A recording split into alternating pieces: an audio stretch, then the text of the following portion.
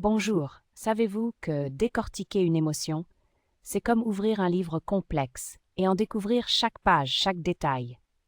Au début, il faut accepter cette émotion sans la juger. Quand elle se présente à moi, parfois sous forme de colère, de tristesse ou même d'anxiété, je me dis que c'est normal. Ce n'est qu'un signal, une alerte que quelque chose mérite mon attention. Ensuite, je prends un moment pour m'arrêter et l'observer. Quelle est l'intensité de cette émotion? Où est-ce que je la ressens dans mon corps? Est-ce dans la poitrine, le ventre ou peut-être dans la gorge? Ce simple acte de conscientisation me permet de me connecter à l'ici et maintenant, au lieu de me laisser emporter par la vague. Je me demande alors, qu'est-ce qui a déclenché cette émotion?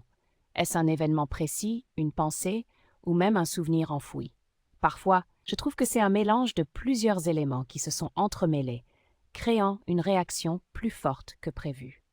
Puis je me pose une question fondamentale.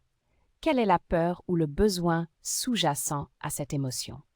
Car souvent, derrière la colère, se cache une peur de ne pas être entendu, et derrière la tristesse, un besoin de réconfort. Enfin, j'essaie de ne pas me précipiter pour réparer l'émotion. Je me permets de la ressentir pleinement, de lui donner sa place.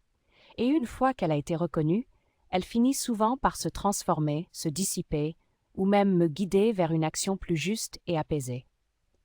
Décortiquer une émotion, c'est aussi une forme de bienveillance envers soi-même, un type d'introspection. C'est comprendre que chaque émotion a quelque chose à m'apprendre, une piste pour grandir, pour mieux me connaître et pour mieux interagir avec le monde autour de moi. J'espère que cela vous aidera à mieux vous connaître et comprendre dans l'avenir et abonnez-vous pour d'autres renseignements avec Trauma sans tabou.